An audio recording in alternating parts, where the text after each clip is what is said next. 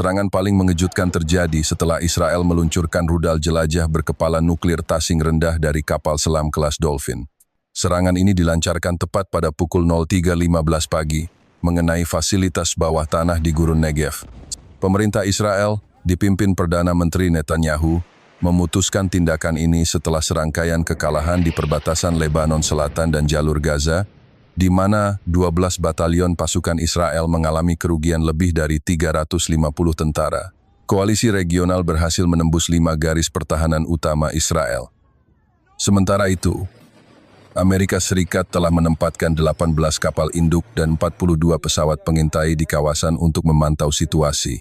Kekecewaan Washington muncul karena Israel tidak berkonsultasi sama sekali. Dewan Keamanan Nasional Amerika Serikat menggelar pertemuan darurat selama 8 jam, menghadirkan 14 penasihat militer dan diplomat. Mereka memproyeksikan skenario kehancuran jika Israel melanjutkan program rudal nuklirnya. Selama pertemuan, Presiden Amerika Serikat menekankan bahwa setiap keputusan unilateral dapat menyeret 3 juta warga sipil di kawasan Timur Tengah ke konflik. Data intelijen menunjukkan 7 silo rudal Israel siap meluncur dalam hitungan menit. Analisis menyimpulkan bahwa kontrol komando Israel sangat rentan. Meski skala serangan terbatas, potensi kerusakan sangat tinggi. Perdana Menteri Netanyahu diperkirakan berada di bunker bawah tanah bersama 9 anggota kabinet. Peringatan dari Amerika Serikat tidak diindahkan dan pertemuan darurat Dewan Keamanan Nasional. Amerika Serikat mengadakan pertemuan darurat Dewan Keamanan Nasional selama 8 jam, dihadiri 350 penasihat militer dan diplomatik yang menyajikan 2 pilihan ekstrem. Mereka menilai bahwa mempertahankan kepemimpinan Israel setelah penggunaan senjata nuklir taktis adalah risiko yang tidak dapat diterima untuk keamanan nasional dan stabilitas regional. Pilihan diplomatik dinyatakan tidak lagi memadai sehingga diputuskan intervensi militer langsung untuk melumpuhkan kemampuan komando dan kontrol nuklir Israel.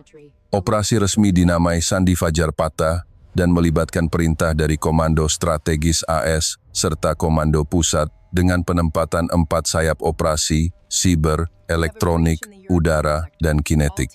Gelombang awal operasi siber melibatkan 5 tim NSA dan unit siber militer untuk menarget jaringan komunikasi militer serta sistem pertahanan udara. Target prioritas juga mencakup 3 pusat komando bawah tanah serta 2 pangkalan yang diduga menyimpan sistem peluncuran rudal. Keputusan itu diambil setelah perdebatan panjang yang intens dan pemungutan suara oleh komite kecil yang mewakili kepentingan presiden.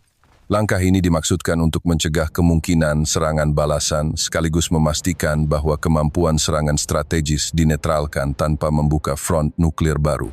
Para pemimpin kemudian menyusun rencana pemulihan sipil untuk mengurangi dampak terhadap warga dan infrastruktur, serta menetapkan jalur komunikasi darurat dengan mitra regional. Operasi juga memperhitungkan risiko kemanusiaan dan mekanisme evakuasi untuk populasi rentan, serta koordinasi bantuan internasional. Pada fase awal operasi, serangan dunia maya dan elektronik dilancarkan oleh 2 badan intelijen Amerika, US Cybercom dan NSA, melalui 12 tim siber terkoordinasi yang menargetkan secara simultan 3 sistem pertahanan Israel, Iron Dome, David Sling, dan Arrow. Dalam hitungan menit jaringan komando dan kontrol menjadi buta, lalu gelombang serangan kinetik dimulai. 4 pesawat pengebom B-2 dan 6 B-20 lepas landas dari pangkalan jauh termasuk Diego Garcia. Di saat yang sama, 24 F-35 dan 18 F-22 dari pangkalan di Yordania serta kapal induk di Mediterania masuk area operasi. Pesawat-pesawat itu melaksanakan serangan presisi yang dipandu intelijen elektronik dengan tujuan melumpuhkan radar dan node komunikasi yang menjadi tulang punggung koordinasi militer. Tim perang elektronik mematikan link satelit dan stasiun relay, sementara unit siber menyerang server komando untuk menghilangkan visibilitas dan kemampuan koordinasi. Efeknya adalah keruntuhan pertahanan udara yang memungkinkan pesawat stealth menembus tanpa terdeteksi.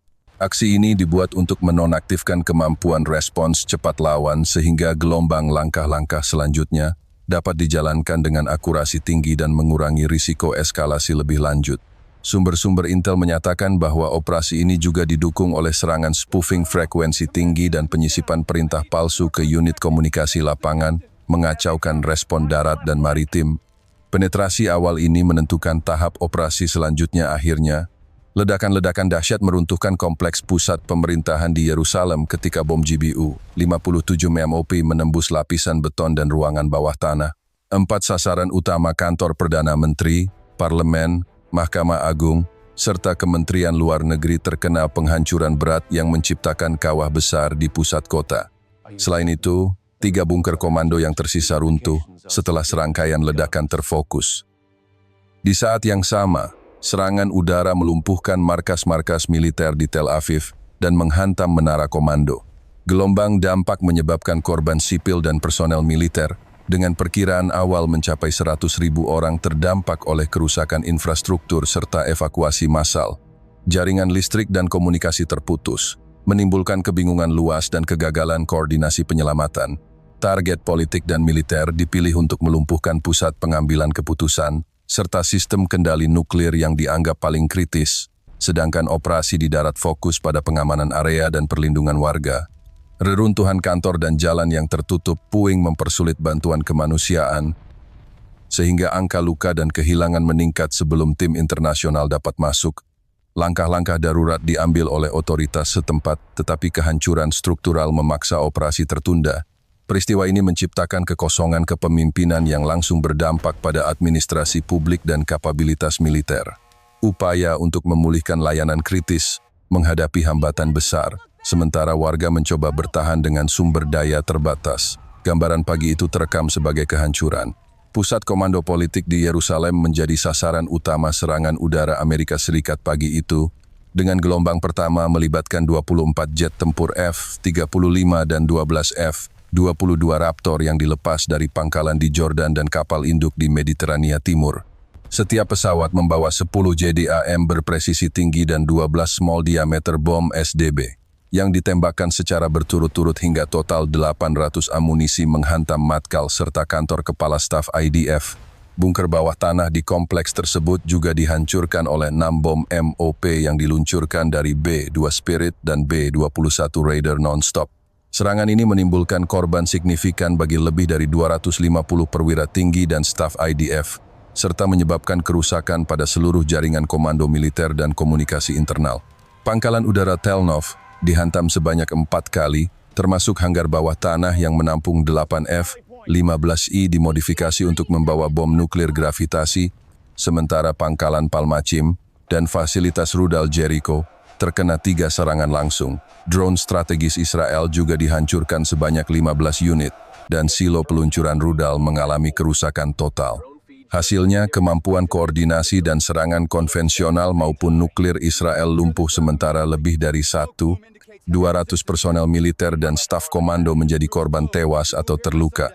Infrastruktur komunikasi, radar, dan sistem pertahanan udara mengalami kerusakan signifikan, memaksa seluruh operasi militer terhenti selama beberapa jam pertama. Sisa sistem komando Israel tidak berfungsi sama sekali. Fase 3 memusatkan serangan pada pangkalan udara dan fasilitas yang diduga dapat menampung senjata nuklir, termasuk pangkalan Tel Nov dan Palmachim serta fasilitas perakitan rudal Jericho. Komando Operasi Amerika menargetkan secara presisi 3 pangkalan utama, 2 hangar bawah tanah, dan 4 silo peluncur yang diidentifikasi sebagai ancaman. Untuk menetralkan kemampuan peluncuran, bom penebus GBU-57 digunakan terhadap struktur bawah tanah yang memperkuat 4 titik logistik. Selain itu, 1 skuadron F-15I dimodifikasi yang dipercaya dapat membawa bom grafiti disingkirkan melalui serangan udara presisi dan serangan elektronik paralel. Tim penjinak bahan peledak menghadapi ruang hangar yang terbuka di 2 lokasi sementara. Pusat kendali misinya dilumpuhkan dengan gangguan komunikasi terkoordinasi. Analisis intelijen melaporkan bahwa unit pelaksana berjumlah 8 kompi khusus yang dirotasi untuk operasi ini dan sejumlah kendaraan logistik serta gudang amunisi juga dihancurkan. Upaya ini bertujuan mencegah peluncuran balasan dan menghancurkan kemampuan teknis dalam jangka menengah sambil meminimalkan jejak yang memungkinkan kebangkitan cepat. Langkah tersebut brutal dalam konsekuensi, tetapi direncanakan untuk menghapus kapasitas operasional senjata strategis. Sebagai cadangan, operasi menugaskan 15 tim Intel Medan, 12 stasiun radar sementara, 7 drone pengintai beroperasi terus-menerus, 20 kendaraan lapis baja mendukung pembersihan, 30 kontainer bahan bakar diamankan dan 50 personel medis darurat disiagakan untuk evakuasi dan perawatan korban. Segera tambahan. Pagi yang brutal telah menyisakan kehancuran besar di seluruh Israel. Gelombang ledakan dari 142 bom presisi Joint Direct Attack Munition JDAM dan 67 small diameter bom SDB menghantam pusat kota Tel Aviv dan Yerusalem Barat secara simultan. Menara Matkal runtuh setelah terkena 9 kali bom penebus bunker berat. Kompleks Kiryat Hamam Shalah dihantam berulang kali menggunakan 4 GBU, 57 Massive Ordnance Penetrator. Hanggar bawah tanah di pangkalan Tel Nov dan Palmachim juga dijatuhi bom MOP sebanyak 16 unit. Sekitar 23.500 warga sipil Israel diperkirakan tewas atau mengalami luka serius. Jaringan listrik, air, dan komunikasi rusak parah di kedua kota. Gedung parlemen dan Mahkamah Agung runtuh total. Jet tempur F-35 dan F-22 melakukan patroli di udara selama 2 jam non-stop. Pasukan darat Israel kebingungan menghadapi sistem komando lumpuh. Warga mencoba melarikan diri tetapi terjebak kemacetan parah. Api dari ledakan dan kebakaran sekunder membakar 7.200 bangunan. Kepanikan meluas saat orang-orang tidak mengetahui arah keselamatan. Ambulans dan unit pemadam kebakaran kewalahan menghadapi 1.450 titik darurat. Komunikasi militer tidak berfungsi sama sekali. Para pemimpin politik dan militer melarikan diri atau tewas. Kota-kota utama berada dalam keadaan kekacauan total sementara ratusan ribu warga kehilangan tempat tinggal dan sumber pangan. Sisa infrastruktur vital lumpuh dan pemerintah tidak mampu mengatur bantuan darurat apapun. Setelah 2 pagi brutal yang telah menghancurkan pusat komando Israel, dunia menyaksikan keheningan diplomatik yang luar biasa, dengan Amerika Serikat meluncurkan total 125 pesawat tempur F-35 dan F-22 Raptor ke wilayah udara Israel tanpa peringatan. Rusia mengeluarkan pernyataan singkat, sedangkan Tiongkok menyatakan keprihatinan melalui 4 diplomat resmi, sementara PBB menunda sidang darurat yang awalnya direncanakan untuk menilai dampak nuklir taktis terhadap 9 juta warga sipil. Di dunia Arab, Iran, dan Lebanon, pengamat mencatat 17 helikopter pengintai digunakan untuk memverifikasi kehancuran Tel Aviv dan Yerusalem, sedangkan 3 satelit pengawas merekam kerusakan total jaringan listrik, air, dan komunikasi.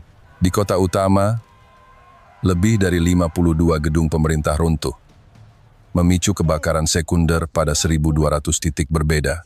Laporan militer menyebutkan 7 pusat kontrol strategis Israel hancur, termasuk 11 bunker bawah tanah dan 4 pangkalan udara yang mampu meluncurkan rudal balistik Jericho. Kejadian ini menyebabkan ribuan warga sipil tewas atau terluka, sementara 6 komando militer regional lumpuh total, memaksa negara tetangga meninjau kembali strategi pertahanan dan rencana nuklir independen. Dunia kini memasuki fase baru hubungan internasional, di mana setiap negara harus mengandalkan 3 juta pasukan cadangan dan sistem pertahanan canggih sendiri untuk memastikan keamanan nasional dan mencegah eskalasi nuklir. Tak ada sekutu permanen, hanya kepentingan yang harus dijaga dengan kekuatan militer total.